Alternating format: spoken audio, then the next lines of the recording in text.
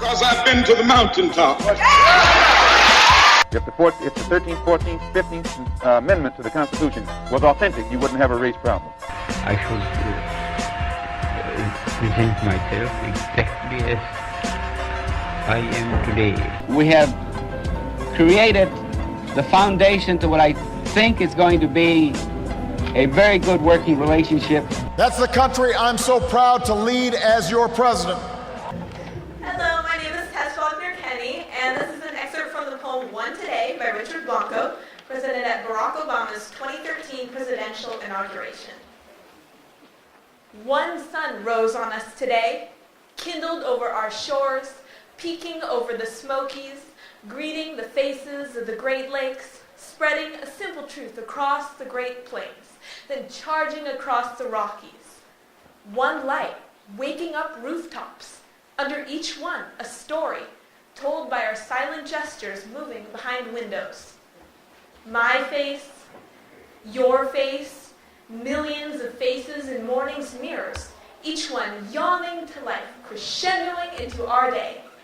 Pencil yellow school buses, the rhythm of traffic lights, fruit stands, apples, limes, and oranges arrayed like rainbows begging our praise.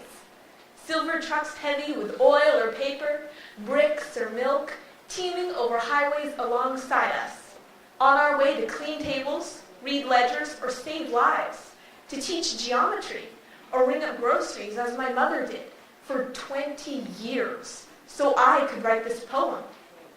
All of us as vital as the one light we move through, the same light on blackboards with lessons for the day. Equations to solve, history to question, or atoms imagined. The I have a dream, we keep dreaming. One ground, our ground, rooting us to every stalk of corn and head of wheat sown by sweat and hands. Hands gleaning coal or planting windmills in deserts and hilltops that keep us warm. Hands digging trenches or routing pipes and cables. Hands as worn as my father's, cutting sugarcane so my brother and I could have books and shoes. One sky, our sky, towards which we sometimes lift our eyes tired from work. Some days guessing at the weather of our lives, sometimes giving thanks for a love that loves you back. Sometimes praising a mother who knew how to give, or forgiving a father who couldn't give what he wanted.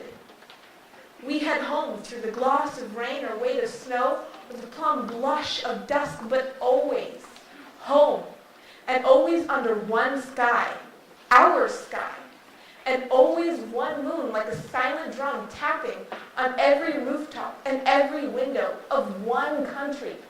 All of us facing the stars, hope, a new constellation, waiting for us to map it, waiting for us to name it together. Thank you. We the people still believe that enduring security and lasting peace does not require perpetual war. Our brave men and women in uniform, tempered by the flames of battle, are unmatched in courage and skill. Our citizens, seared by the memory of those they have lost, know too well the price that is paid for freedom. Their sacrifice will keep us forever vigilant against those that could do us harm. But we are also heirs to those who won the peace and not the war, who turned sworn enemies into the surest of friends. And we must also take those lessons into this time as well. We will defend our people and uphold our values through strength of arm and rule of law. We will show courage and try and resolve our differences with other nations peacefully, not because we are naive about the dangers we face, but because engagement can more durably lift suspicion and fear. America will remain the anchor of strong alliances in every corner of the globe. We will support democracy from Asia to Africa, the Americas to the Middle East, because our interests compel us to act on behalf of those who long for freedom. But we must also be a source of hope to the poor, the sick, the marginalized, the victims of prejudice, not out of mere charity, but because peace in our time requires the constant advances of those principles that our common creed describes: tolerance and opportunity, human dignity, and justice. Thank you.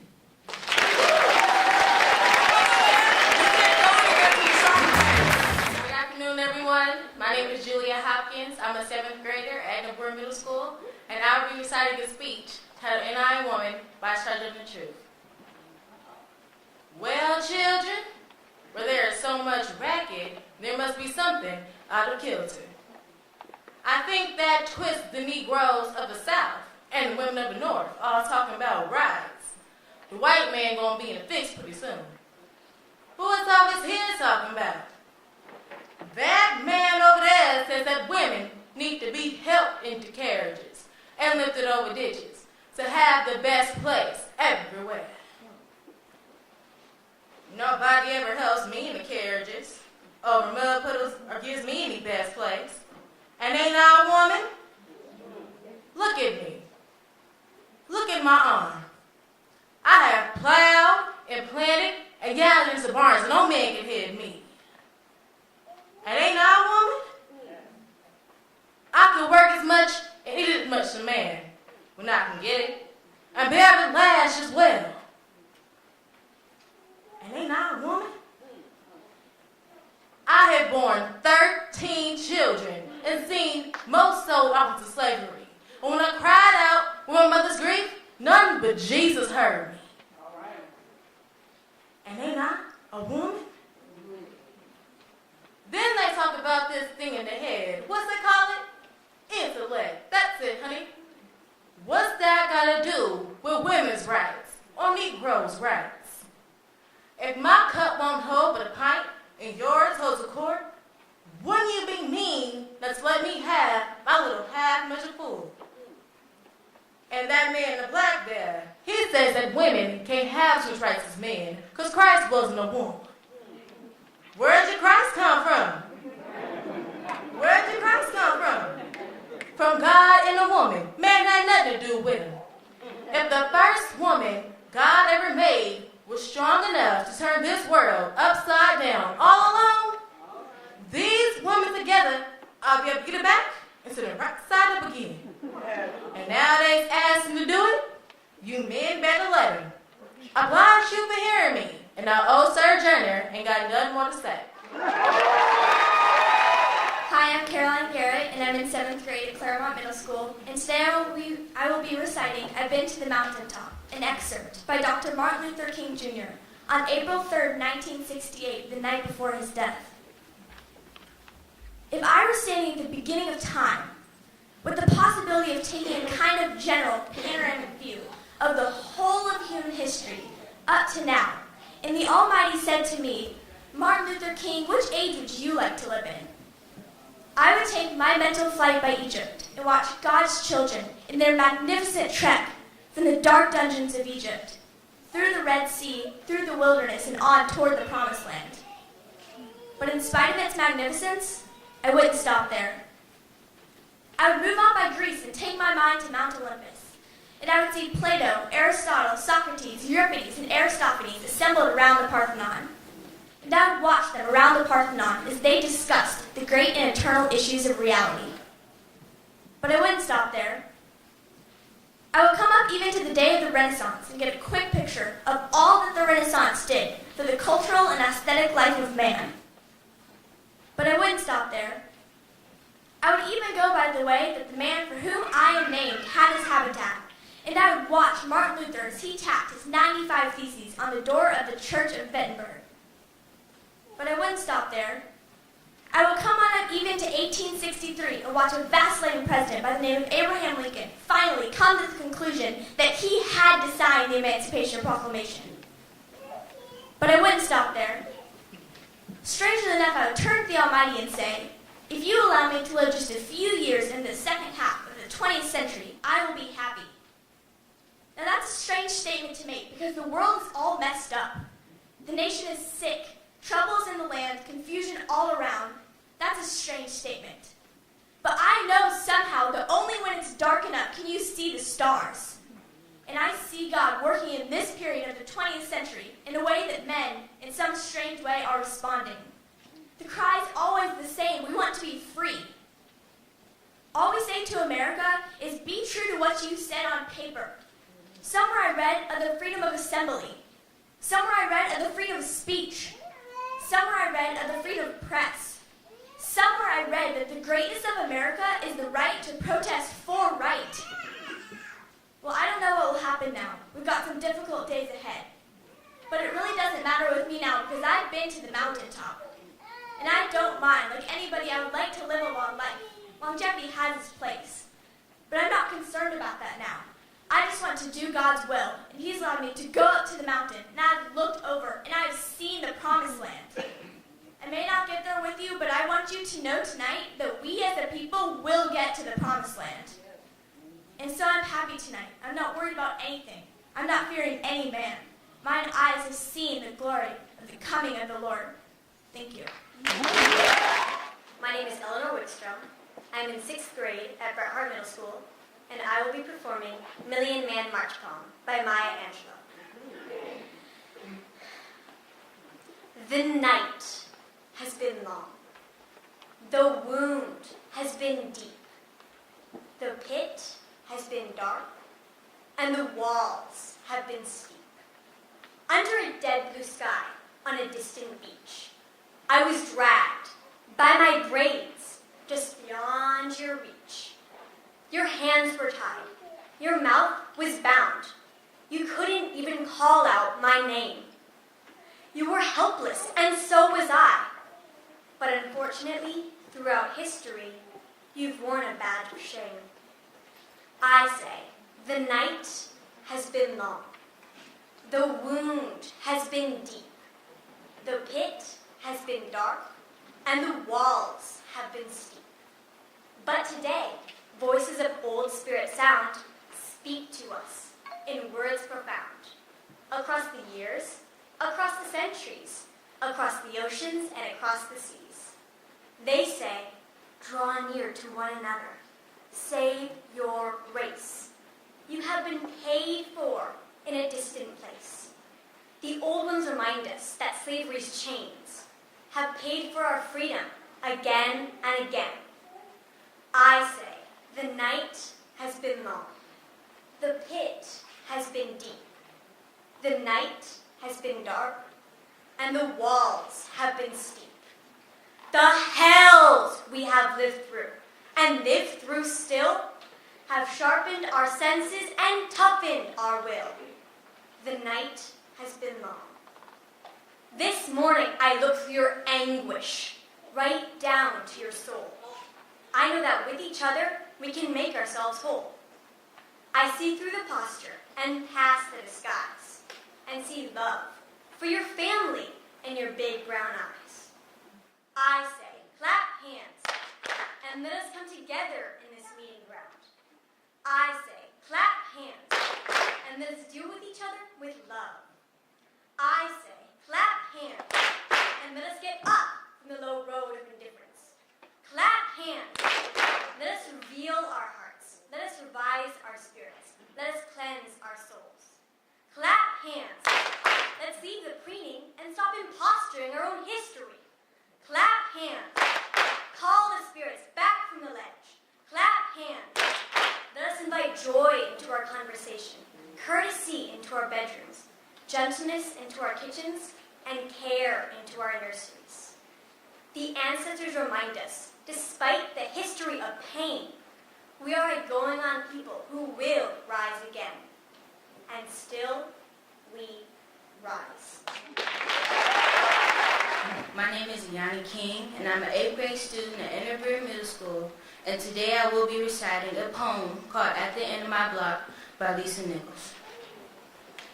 My beautiful sisters, frying their brains, go insane, right at the end of my block. My exquisite brothers, exterminating, terminating, and self-assassinating, all for the sake of rock at the end of my block. Mamas being robbed on my back doorstep, babies being killed at my feet, Brothers executing brothers on my front lawn. Someone's grandfather is dying from not enough to eat right at the end of my block. What is this bizarre, demented, and deranged and insane occurrence? This is life, breath, and existence in my world at the end of my block. No, this ain't no day in hell. No, this ain't no day in jail. This ain't even a day down Skid Row. This is a day on my block. Should I run? Should I hide? Should I leave? I want to cry. Should I become a part of the problem? Lord, how do I become a part of the solution? All I know is that on my block that I am a part of, I will stand strong and tall, not to buckle and not to fall. For I am a quilt sewn of the backbones of my great mothers. For I am not just a descendant of, I am a descendant of greatness, manifested by pain, suffering and tears in the lives of my great ancestors. For I am an all-purpose cleaner, working day and night to scrub away the spot, to eliminate the stain, and to remove the pain that sits on the end of my block. Thank you. Good afternoon. My name is Taylor Nelson. I'm a 7th grade student at Edinburgh Middle School, and I will be reciting a poem entitled My Fro by Alan Kaflitz, adapted by Deborah Nelson. This is my fro, bro, and I'm gonna let it grow, 'cause that's who I am. Or didn't you know? Now, if you don't like the fro I grow, I'm sorry. I really don't care. And I am too well-mannered to comment on your hair. Some people like to keep it trimmed, short, sweet, and pretty. I like to block out half the sun when I walk through the Oakland city. I let it go. I let it flow, whichever way the wind will blow. I pick it out and shake it about and let it sing and let it shout. I let it catch the leaves from the trees and feel the balmy summer breeze. It warms me when the weather's cold, my personal chapeau, and I never will forget it when I leave the old chateau. When I'm on my way to school, feeling confident, rocking this fro, oftentimes I'm thinking about to which college I will go. My fro displays my sense of pride in being an East Oakland black girl whose family and village will never cast me aside. I saw a picture of my mother and my grandmother when they had fros like me, you know, back in the 70s, when children could play in the street. Wouldn't it be fantastic if my fro was packed with magic? Because if it was, I say, abracadabra, my young brothers. You've got to stop the drug dealing and the sex trafficking. You must stop killing each other. I really think that you will find I got a whole lot on my mind. A smart young woman with places to go. And wherever that is, I'm taking my fro. Thank you. My name is Grace Von Brecky, and I am a 9th grader at Oakland Technical High School. And dogs. And I will be reciting a poem titled Coffee Shop Blues by my cousin Lucas Brecky Meisner. I often wonder how the city can house so much beauty and bitter pain. Often wonder how the city can be both purgatory and promised land. Hell for the right price, paradise for the high bid. The New York Times paints as hipster chic. The Oakland Trib is a police blotter in ink. Park Slope or West Bank, Baghdad or Berkeley, a cacophony of extremes that leaves us misrepresented at the least. Both are ascent and demise, relegated to a paragraph at most. It's something, but blurbs won't do this town justice. I watch my peers brave the harshest weather in summer. When it gets hot, pistols often follow suit. Hydrants and bodies burst open in the streets of East Oakland. I feel a burden of this beast in my gut. Oh, the things we learn to stomach. Gentrification serves up overpriced small plates as old block serves up undervalued small children. Babies are bloodied and crossfires seldom contextualized. Young men battle for pride in a city that is closing them in and moving them out. Murders are in headlines with no bodies, but economic genocide isn't even in our vocabulary. Money pushes people out. Whether you use Uptown Lost Release or use Glocks in the East, they both serve the same God complex. We all want control. Hipster mothers fight for middle class as activists fight for plazas, as marginalized young men fight for corners. Crumbs. We all want a piece of this American pie. Somehow we're convinced we all want something different. We get it how we live, sitting in or shooting out. This cacophony of opinions as loud as barrages of bullets and the cries of wounded children. Murder doesn't happen in a vacuum. It happens in a city, a land of oaks and folks I love, a beautiful city with demons and, most recently, dead babies. Don't trick yourself into thinking you're a world apart. Don't let this January sun numb what December wrought. And don't let your privileges or apathy write you an alibi. Paulo Freire said, washing one's hands of conflict between the powerful and the powerless means to side with the powerful, not to be neutral. And it was Audre Lorde who said, your silence will not protect you. Don't save your testimony for cocktail parties or funerals, and don't save your care for those most like you. We're in this together, whether you like it or not. Bob Marley said, when that rain falls, it don't fall on one man's house, or apartment, or tent, or child. Thank you.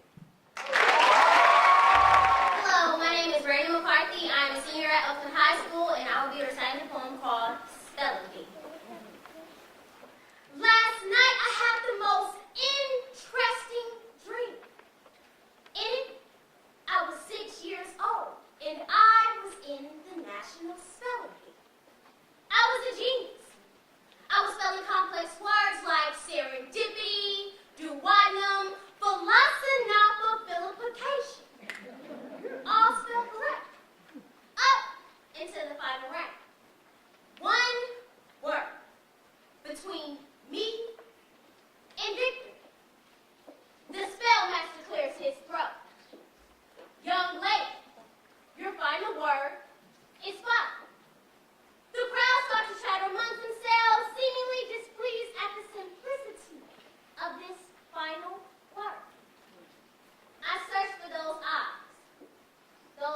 that say, everything's gonna be alright. Just do it.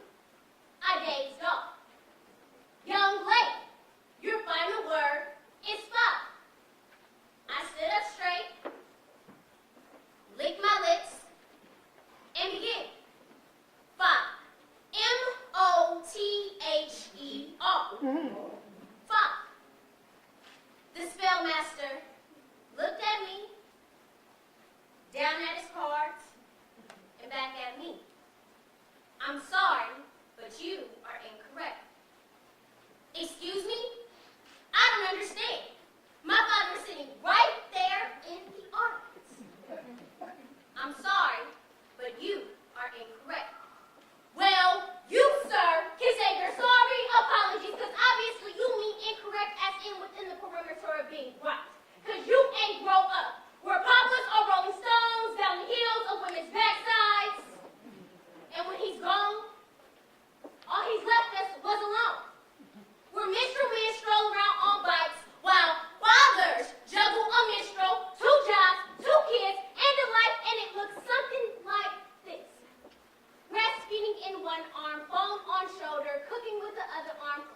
one leg. Tying shoes with teeth. Young fathers who make mistakes because they are not all perfect, but the one mistake they never make is abandoning their seed. See, fathers are master gardeners. They tend to every leaf, removing the weeds, placing us in the window of opportunity so that we may lean towards the sun and never forget that the sky is the limit. Like my father. My father sacrificed having nothing so that I may have everything. My father walked a daily nightmare so that I could live out my dreams. My father watered me with blood, sweat, and tears so that I may be ripe for the harvest. No, sir. You did not ask me to spell deadbeat. Deadbeat is what you want? Then here it is. Father. D-A-D. D-A-D-D-Y. P-O-P. P-O-P-S if you want the slang. You asked me to spell father. And my father has and has always been spelled M-O-T-H-E-R. So get your encyclopedias, grab your flashcards, look at your dictionaries, because what Webster says don't mean nothing round here. My father is sitting right there. She is right there. And I love her. Hi, I'm Nell. And I'm Skylar. And we're 7th graders at Claremont Middle School. We'll be reciting a poem called Rosa Parks. By an anonymous author. In a bus, in the city of Montgomery, a woman came aboard. Little did anyone know at the time that this woman would change the world. When the color of your skin made a difference in society and determined how you were treated, there was a woman who wanted to change that all. And in the front of the bus, she seated. When she was asked to move to the back of the bus like all the rest, she simply shook her head and didn't budge. Even though he was a white man, she was going to be the judge. And even as they cuffed her hands and sent her away to jail, in her mind, she was not finished. She knew she didn't fail. Her action started a very important movement in the history of African Americans. It sparked a revolution for equality, and so the Civil Rights Movement began. Thank you.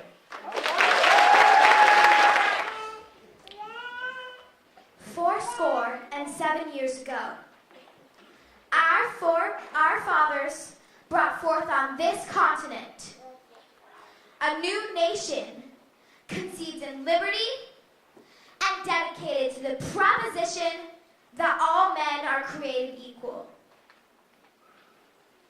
Now we are engaged in a great civil war, testing whether that nation or any nation, so conceived and so dedicated, can long endure. We are met on a great battlefield of that war. We have come to dedicate a portion of that field as a final resting place for those who gave their lives that that nation might live. It is altogether fitting and proper that we should do this. But in a larger sense, we cannot dedicate, we cannot consecrate, we cannot hallow this ground. The brave men, living and dead, who struggled here, have consecrated it, far above our poor power to add or detract. The world will little know, nor long remember what we say here, but it can never forget what they did here. It is for us, the living, rather, to be dedicated here to the unfinished work which they who fought here have thus far so nobly advanced. It is rather for us to be dedicated here to the great task remaining before us, that from these honored dead we take increased devotion to that cause for which they gave the last full measure of devotion, and that we here highly resolve that these dead shall not have died in vain, and that this nation, under God, shall have a new birth of freedom, and that government of the people, by the people, for the people, shall not perish from the earth. Thank you. I am Deanna Gay.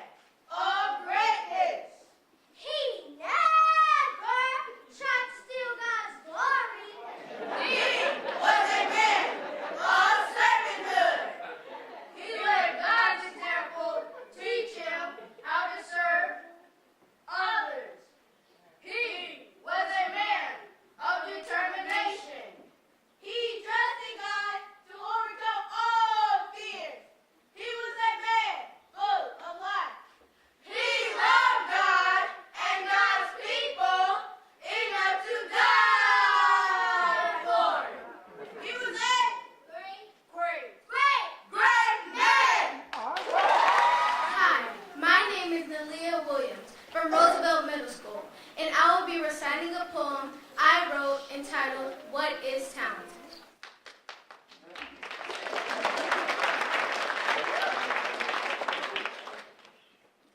What is talented? Am I talented? People tell me that I am. But am I? I mean, I can sing, I can dance, I can draw, and I can do things like sewing. But am I really, truly talented? I don't know. Who truly knows if they're talented? Are you? I think I have to decide that for myself. And so do you. I hope that you decide that you really are talented. I've already made my decision. Thank you. Hi, my name is Anijah Isaac from Roosevelt Middle School, and I'm going to be reciting my poem entitled, What's Wrong with Being Smart?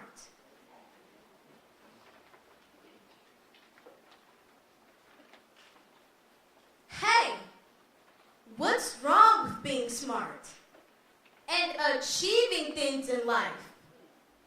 What's wrong with wanting a dream of going to college and becoming even smarter than you already are? I don't know. Having knowledge is everything. In the 5th grade, people were jealous because I had the highest reading level in the class. But I say to them, everyone has something they should be proud of. And mine is being smart.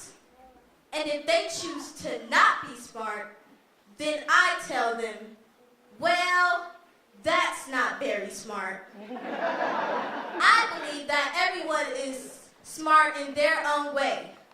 So find your talent, follow your dreams, never give up, and stay positive. Thank you. My name is Mathilde Provencher, an 8th grader at Edinburgh Middle School. I will be reciting an original piece called White Guilt, written by myself. There's a privilege in this world, a VIP pass to the red carpet, a guarantee of safety in society, an ID that identifies you as safe, a cloak of invisibility from the police, Charlie's golden ticket. I was born with this privilege. It's the same privilege all whites are born with. It's the power that started African enslavement. It's the same power that has kept a black man from being president until 2008. It's the same power that the KKK harnessed to keep their terrorism legal. It's the same privilege that makes every month besides February Euro History Month. It's the same power that ended Dr. King's dream before he could see it realized. It's the same privilege that has kept Zimmerman from behind the bars. It's the power that gives me the greatest guilt. I'm a white, blonde-haired, blue-eyed girl. The moment I came out kicking and screaming, I had an advantage. Teachers don't use an exasperated tone with me and don't condescend towards me. I'm not followed in stores, being asked, "Can I help you?" by faces plastered with fake smiles and eyes saying, "We're watching you." People don't cross the street from me because the pigment of my skin tells them I'm a huge threat to their safety. I'm not scanned by the police, gun at my head, searching my car for non-existent drugs. It pains me. See how selfish and deluded my race is. How they kidnapped Africans from their homes, forced them into harsh labor, reduced them to 3/5 of a human who couldn't even vote. How my friends can say hot tamale, taco, taco instead of Spanish words, and draw a picture of a stereotypical black ratchet girl and post it on Instagram without any guilt. How my generic blue eyes are beautiful, and my mixed friends' eyes of gold are creepy. How I would get caught talking in class and only get a warning when a non-white student would have to stay in at lunch. How people of color are stopped and searched for just walking down the street. How in Arizona, Skittles, heck, even in a wallet, can be mistaken for a gun based on whose hand is holding it. How murder can be forgiven with one line. It was self-defense. I have heard this floating around lately. Racism is gone. Can't we just move on and forget about it? The Native Americans had their land stolen from them, right? Is slavery just another bump in history? Oh, that sucks. Let's just move on and forget about it. Was the Civil War forgettable? Were Harriet Tubman, Dr. King, Frederick Douglass, and Malcolm X's efforts all in vain? Were Trayvon Martin, Oscar Grant, and Jordan Davis's death a sign of anything? How can this be any clearer? Racism can't just disappear. And neither can white privilege. And neither can my guilt. Hi everyone, my name is Tatiana Aikens from Oakland Tech. I'm a sophomore and I'm going to be writing a poem I wrote myself entitled Rainbow. I am the sun, bright and gold, trying to find my way home. I am the sun, strong and weary, deep, not afraid, but almost broken. I am beautiful, repeatedly reminded of what I've become. I am shivery, lovely, and always right. Comparison is what I fear, but only when the shallow approaches. I am the sun, I tell myself. I am still searching for the moon within this galaxy. I am still hoping to find what I know best and where I shall stand. I rest my case, and that is where I land. Thank you. Hi, my name is Yasmin Patton. I go to Bishop Dowd, and I'll be doing an original poem called Random Thoughts. I'm in the 9th grade. When you close your eyes tight, do you see picket fences and cotton candy on the other side? I've seen too much before the age of 15. Why would anyone want to do anything to hurt their parents? I've seen rape and teen pregnancy. When I have children, I want to fall in love, get married, and have a huge princess wedding. I've had some really smart friends take a detour in life. Kicked out of school and taken residence in jail. You know, it really hurt me when my best friend moved out of town. I've heard some things that I shouldn't have to make sense of. Which came first, the chicken or the egg? Like death. Whatever happened to Thumper, nobody ever told me why he ran away. No, murder. You know, grandparents, they became angels when they passed away. And all this, too damn close to home. I never want to leave home. It's my safe place. My world is peaceful. But why so much pain on TV? Still life has a way of bringing the new reality home. Why are they saying my cousin moved away, but he'll be back in 3 to 4 years? I'm in the 9th grade, and on February 20th, I turned 15. Am I still my mom's baby? If we were all still so innocent, how different would our lives be? When I turn 16, I hope my parents buy me a new car. Staying true to me, 15, human, is as innocent as I can be. These are my random thoughts.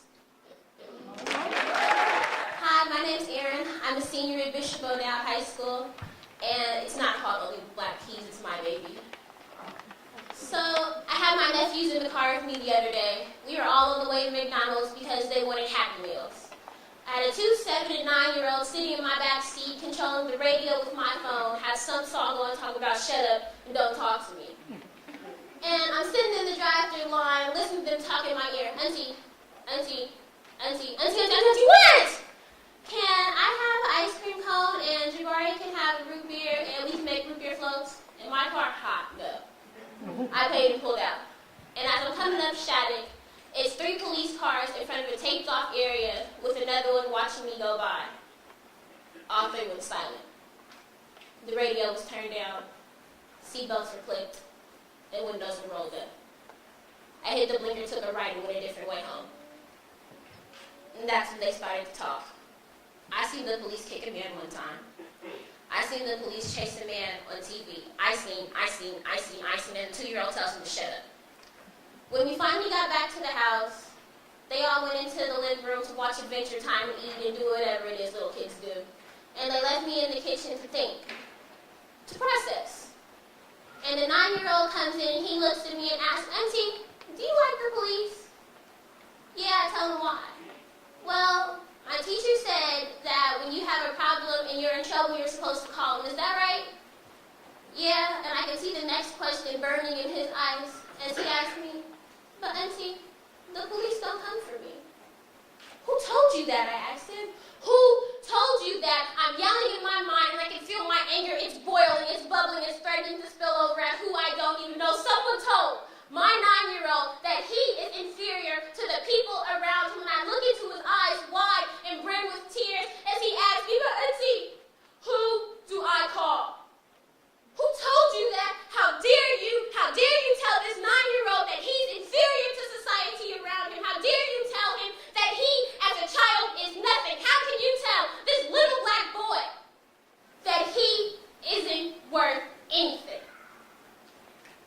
He's seen too much as it is already to only be 9. He can't do long division, but he knows that he is seen as a problem. He doesn't know that Ruby walked so Rosa could sit, so Barack could be our president today, but he knows that he, as a little black boy, is seen as a criminal before he can even speak. We all know it's way too many black kids that don't even make it home these days from the Boys and Girls Club, and you put my 9-year-old into that category? How dare you make him see reality in his childlike stage? How dare you take away his happiness? He won't be on t-shirts.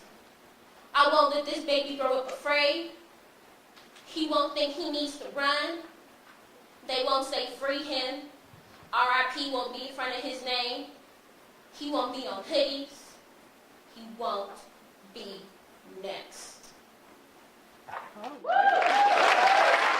am a black woman. I stand tall with my head held high. I'm a black woman. Working hard so I can survive. I'm a black woman. And every day she struggle because I'm black and my pain doubles. I'm a black woman. Watching my mom come home from work, her feet swollen and her back hurts, she's a black woman. She went to school, but no college. Yet every day she gives me knowledge. I'm a black woman, trying to be resilient in everything that I do. Because I'm black and my skin is a clue. I'm a black woman, defying stereotypes set for us today. I'm a black woman. I'm 16. I'm educated with self-respect. That's the way. I'm a black woman, and I may not be perfect, but I work so hard. If there's reward, I know I deserve it. I'm a black woman, and nothing can put me down. I'm a black woman, and I'm going to turn this whole world around. Thank you. My name is Lucy. I'm a 9th grader at Oakland Technical High School, and I will be Bulldogs, and I'll be reciting a poem called Achromatic.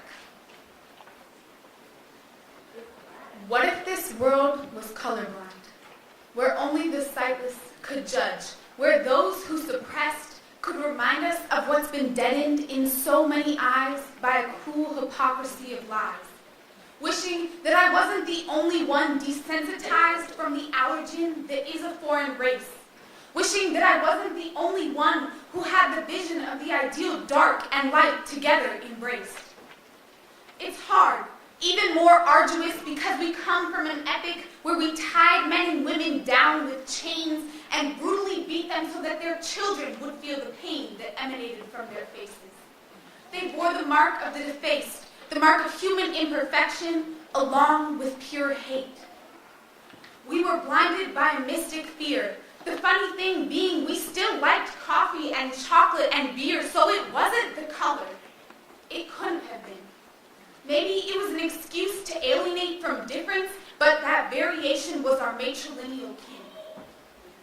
As much as we hate to admit, our own forefathers are the ones that created it, that first forged the path to the burning cross, that led to the unspoken outlook of an undermined people to metastasize upon a cloud of broken dreams, equivalent with bloody blasphemies, purposefully unjust, under which they laid in the rutted dust. Some literally blinded by a piercing sun, some blinded by the charcoal faces inked on every dollar spun, and the evil that shrouded their hearts replaced even loved ones. Runs deep as old as the Nile, churns up souls, taints auras, turns them vile. We have to reverse the flow of a river in order to morph from the oppressors to the givers. We find the root of human deficiency in the story of the little black and the little white girl bonded at birth. Their friendship exceeded millions in worth. Their unexpected love, just a dream in a harsh reality. The first day of kindergarten proving to be cruelty. Torn apart by inhuman hearts of those striving to do good, only the seam could be so mean as to split apart a sisterhood. To rip kin from the arms of kin takes a lot more than just a heart full of hate. That's a lifestyle, ingrained, a choice, not fate. Generations of seeing and scorning others before even stopping to question or wonder what kind of blood boils beneath that beautiful brown skin. Assuming that dark pigment hides innate malignance, oblivious to the fact that no secrets lay within, that underneath the same anatomy, an identical sin. Now just think if we were colorblind. Would it be a prestigious branch of society to dictate who and what's to be free? I think it's a sign, a call to action when latex and illegal sex have given this nation a sectarian face and remind us of derogatory slurs of a certain race. Those little girls deserve some justice, some rectification. The stories of those who suffer don't necessitate us dwelling on past mistakes. They call us to action to finish off the rehabilitation that we started in 1968. It's not good enough for blacks and whites to be able to hold hands if a covertly prejudiced education still forces some into the stands to sit back and watch while jobs are snatched up and white government officials are left to make the plans that reinstate this whole cycle, lift up the 1%. It's there in most of us, that underlying malcontent. We have to publicize this feeling, push it up to the highest balcony and send it. So you can call up Webster and let him know we don't need those words Negro nor Anglo. Because why do they exist if a blind person would tell you that a black hand and a white hand make the same fist? I am Ayanna Terrell. I'm a junior at Bishop O'Dowd High School, and this is a poem I wrote called Unapologetically Black. The color of her skin won't change the person who lies deep within. She is gifted, a young woman who can't be shifted. I encourage you to listen.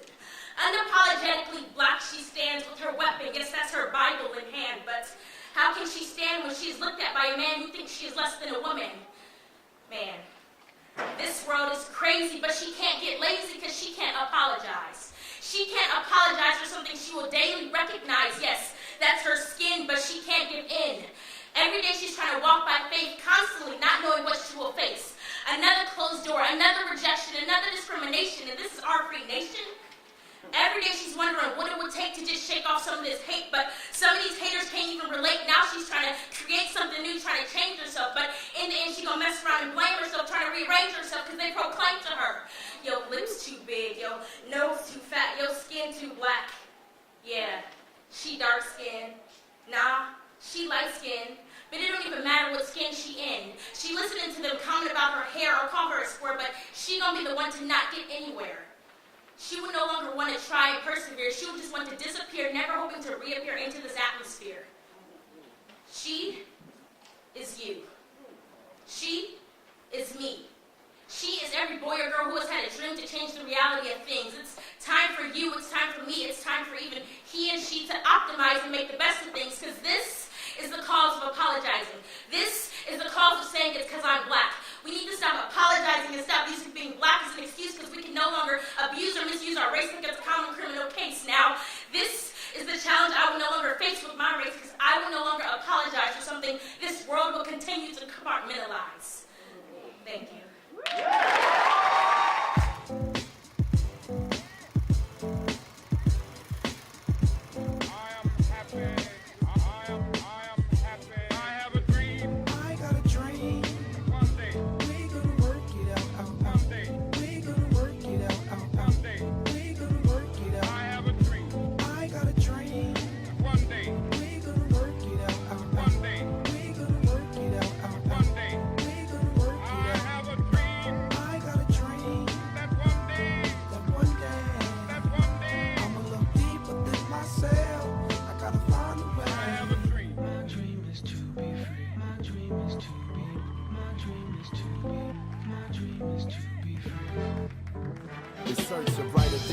fight through the maze of the madness. Struggle is my address with pain and crack lives. Gunshots coming from sounds of black.